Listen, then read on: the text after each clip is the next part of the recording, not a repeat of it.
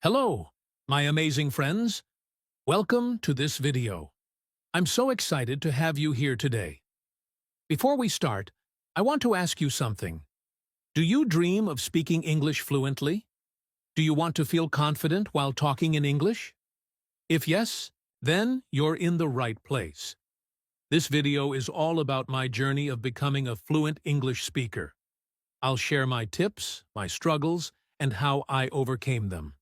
And trust me, if I can do it, you can do it too. So, let's dive in. But before we start, don't forget to hit that subscribe button and ring the bell so you never miss any of my videos.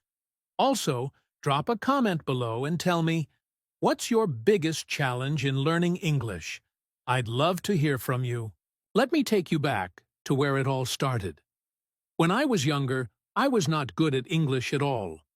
I struggled to form even simple sentences. I remember feeling so embarrassed when I had to speak in front of others.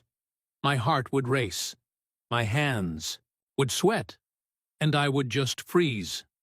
Sound familiar? But one day, I realized something important. I realized that if I wanted to grow in my career, in my personal life, and even in my confidence, I needed to learn English. English is not just a language. It's a tool that opens doors to so many opportunities. And I decided that no matter how hard it was, I would not give up. The first thing I did was change my mindset. I stopped saying, I can't speak English, and started saying, I'm learning English. Do you know why this is important? Because when you say I can't, your brain believes it. But when you say, I'm learning, your brain starts looking for ways to improve. I also stopped being afraid of making mistakes. I realized that mistakes are not failures. They are lessons. Every time I made a mistake, I learned something new. So, my first tip for you is, don't be afraid to make mistakes. Speak, even if you're not perfect.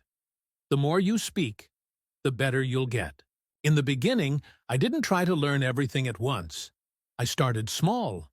I focused on learning simple words and phrases that I could use every day. For example, instead of saying, I'm hungry, I learned to say, I'm feeling hungry. Let's eat something. Small steps, but they made a big difference. I also practiced speaking in front of a mirror. Yes, a mirror. It felt a little funny at first, but it helped me see my expressions and improve my confidence. So, my second tip is, start small and practice every day. Even 10 minutes a day can make a huge difference. I realized that if I wanted to become fluent, I needed to make English a part of my daily life. So, I started doing things like watching English movies and TV shows with subtitles, listening to English songs and trying to understand the lyrics. Reading simple books, articles, and even social media posts in English. At first, I didn't understand everything, but that's okay. The goal was to get used to the language. Over time, I started understanding more and more. So, my third tip is surround yourself with English. The more you hear and read, the more natural it will feel. This is where the real magic happened. I started speaking English every single day. I didn't wait for the perfect moment or the perfect words. I just started talking to my friends, to my family, and even to myself. I also found a language partner. This is someone who is also learning English, or someone who is already fluent. We would practice speaking together, and it was so helpful. If you don't have a language partner, don't worry. You can join online communities or even talk to yourself. The key is to practice speaking every day.